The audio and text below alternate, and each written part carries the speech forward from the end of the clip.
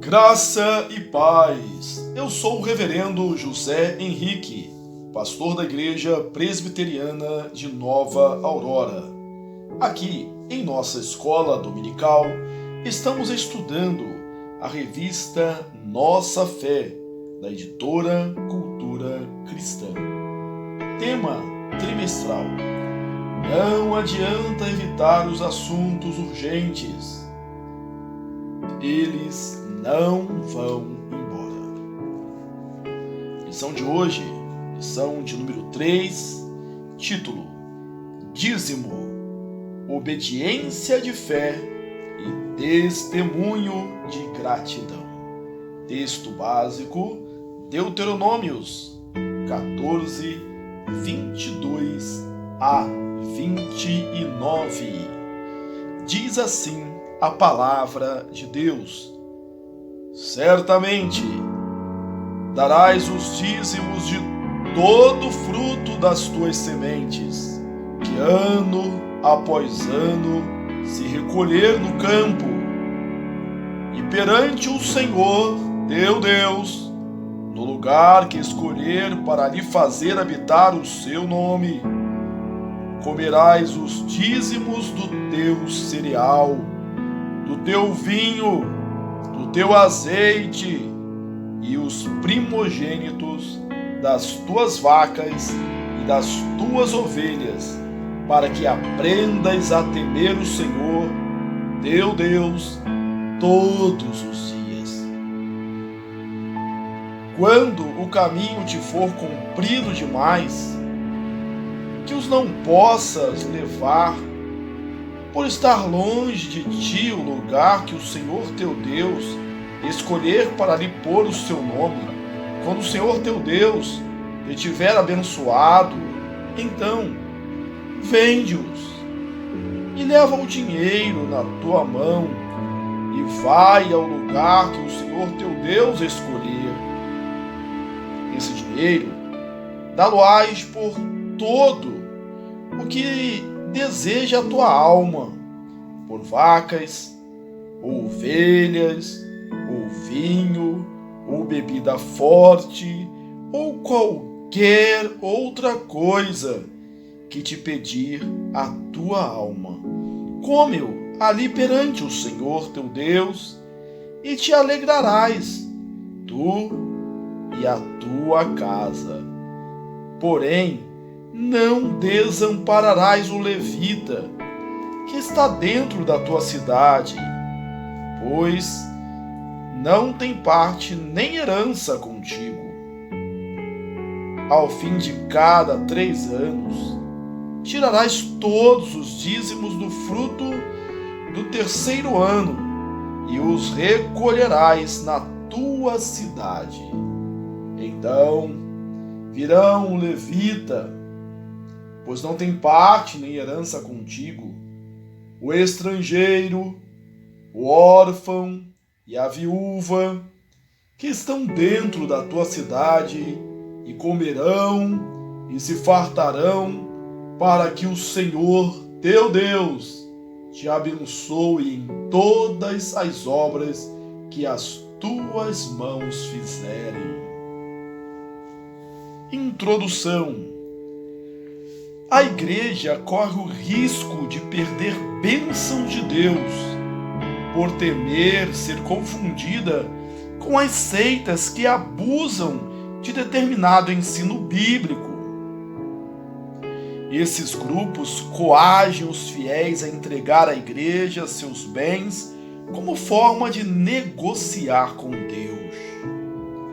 Nós, por outro lado, incorremos no erro de não falar de dízimos e ofertas, omitindo esse ensinamento bíblico tão abençoador para o povo de Deus.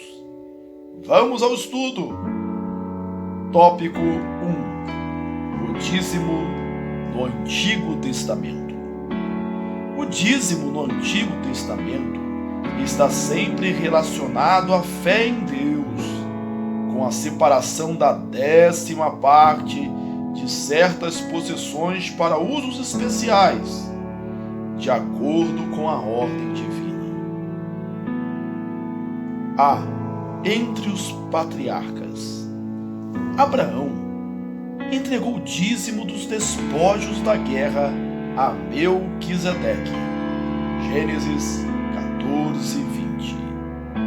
Não há qualquer explicação do fato, nem se menciona qualquer lei que o obrigasse a fazer isso.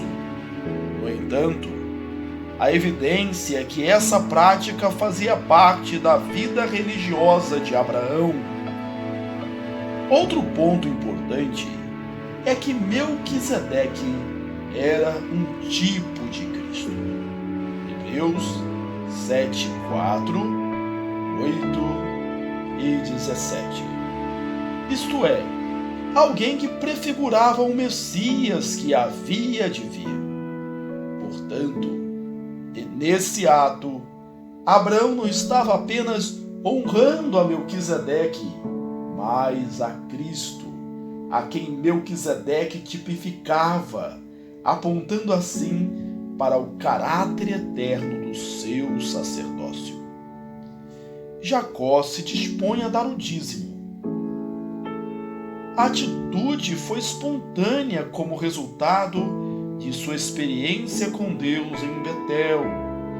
Gênesis 28, 18 a 22. É provável que nessa época o dízimo fosse um elemento esporádico na tradição religiosa dos patriarcas, ligado à necessidade de retribuir a Deus as suas dádivas, como na vitória de uma batalha ou no sucesso de uma jornada importante. B. Na lei de Moisés.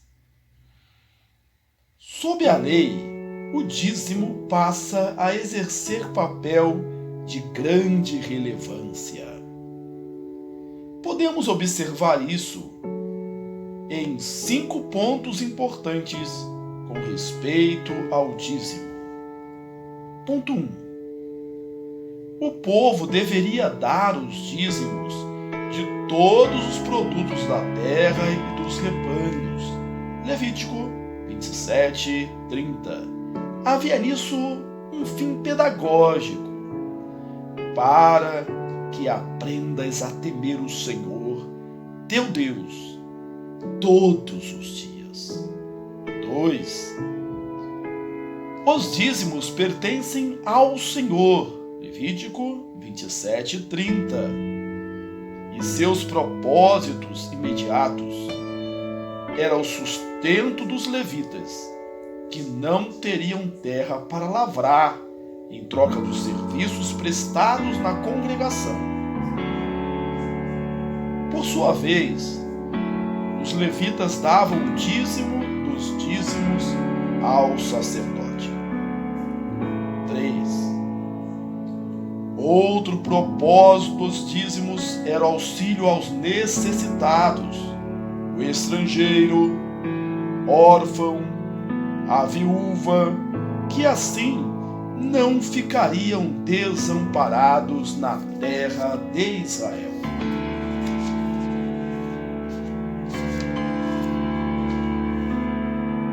Ainda outro propósito dos dízimos era a celebração de uma refeição cultual. Era a celebração de uma refeição cultual pelas famílias do povo de Deus, juntamente com os levitas de suas respectivas cidades. Deuteronômios 12, 7 e 2. Certamente, nessa refeição seria consumida apenas uma parte dos dízimos, para evitar que os deuses cananitas fossem honrados na época da ceifa. Insiste-se que toda cerimônia religiosa associada com a colheita e com o dízimo seja celebrada no lugar determinado por Deus e não num santuário pagão. Deuteronômios 12, 13 a 14, 14, 23. Séculos depois, Deus recrimina o povo de Israel por sua insensibilidade espiritual e entender que era ele mesmo quem lhe dava bens e fartura nas suas colheitas, não Baal, a quem atribuíam essas bênçãos, retribuindo-as com culto idólatra. Oséias 2:8, 2:4, 10:1, 11:3. Preferiam crer nos deuses cananitas, por serem em geral deuses da fertilidade. 5. Havia duas maneiras diferentes de se entregar o dízimo. A. Anualmente. O dízimo era levado anualmente ao lugar determinado por Deus para o culto. No caso dos grãos e dos frutos, podiam ser substituídos por um equivalente monetário. Contudo, mais 1/5 do valor deveria ser adicionado. Levítico 27:31. Contudo, os dízimos dos gados e dos rebanhos não podiam ser remidos. Levítico 27:32 e 33. B. Trienalmente. A cada 3 anos, havia um direcionamento diferente do dízimo, que era então utilizado para os necessitados de cada cidade, em vez de ser levado ao santuário central. O dízimo permanece nas diferentes cidades de Israel, sendo entregue aos levitas e aos necessitados da cidade para o seu sustento. Deuteronômios 14, 28 e 29, 26, 12 a 15. Contudo, quando o povo fosse ao santuário central a fim de adorar, deveria fazer a sua confissão perante Deus, indicando ter cumprido fielmente a ordem divina, conforme Deuteronômios 26, 13 a 15. Letra C. Período posterior ao Pentateuco. O povo constantemente quebrava a lei. Deus então disciplinava e levantava homens para promoverem reformas em Israel. A infidelidade na prática do dízimo sempre esteve ligada à derrocada espiritual. Podemos mencionar alguns fatos. 1. A reforma sob Ezequias teve como um dos elementos característicos o reestabelecimento dos dízimos e ofertas. O povo de Israel e de Judá superou as expectativas. Segundo Crônicas 31, 4 a 12. 2. Após o exílio babilônico, o povo renova sua aliança com Deus, prometendo entregar seus dízimos e ofertas. Neemias 10, 37 a 38, 12, 44 a 47, 13, 10 a 12. 3. A repreensão de Deus, Malaquias 3 a 12. Após o cativeiro, o povo voltou a reconstruir sua vida, os muros e o templo. Promessas foram cumpridas, votos foram feitos e renovados. Contudo, o tempo passou, o conforto, ainda que mesclado com alguns dissabores, faz com que nos esqueçamos das angústias do passado. Malaquias reflete um tempo posterior, 440 a.C., quando o povo já se esquecera da fidelidade à aliança de Deus. Os líderes do povo, Esdras, Neemias, tinham morrido e parecia que nada de novo acontecia. Deus se esquecera do seu povo? Era uma pergunta comum. Nesse contexto, a religiosidade nem sequer era aparente. O descaso era visível. Ofereciam a Deus pão imundo, Malaquias 1:7. Animal cego, coxo, enfermo, dilacerado, Malaquias 1:8 e 13. A fé se esfriara. O povo perdera a dimensão da realidade da presença e do poder de Deus. Aí surge Malaquias. Deus mostra que abandoná-lo reflete na família. A aliança inclui fidelidade, mas seu povo o desonrava. Nos pensamentos, nos sacrifícios e ofertas, nas palavras, no abandono da sua instrução, havia parcialidade, profanavam a aliança, tinham visão precipitada de Deus, eram infiéis nos dízimos e ofertas. 3:8-10. Tópico 2. O significado do dízimo. Deus é o dono da terra e de seus frutos. 1 Crônicas 29, 11 e 14. O originador de todas as bênçãos. O melhor deve ser dado a Deus. Para recordar que somos responsáveis pelo que possuímos, Deus estabeleceu certas leis com respeito ao templo, entrega do primogênito e a propriedade. Reter o dízimo era roubar a Deus. Malaquias 3, 8 e 10. Ou seja, roubar-lhe o devido reconhecimento de que tudo lhe pertencia, conforme o Salmo 50, 1-23. Como já vimos, os dízimos serviam para o sustento dos levitas e o socorro aos necessitados de Israel. Por isso, devem ser vistos como uma oportunidade divina de participar da obra de Deus e na sua preocupação com os necessitados. Entregar o dízimo traria a bênção divina. Deuteronômios 14, 28-29, Deuteronômios 26, 14 e 15. Retê-lo traria a maldição. Malaquias 3, 8-10. Tópico 3. O dízimo no Novo Testamento.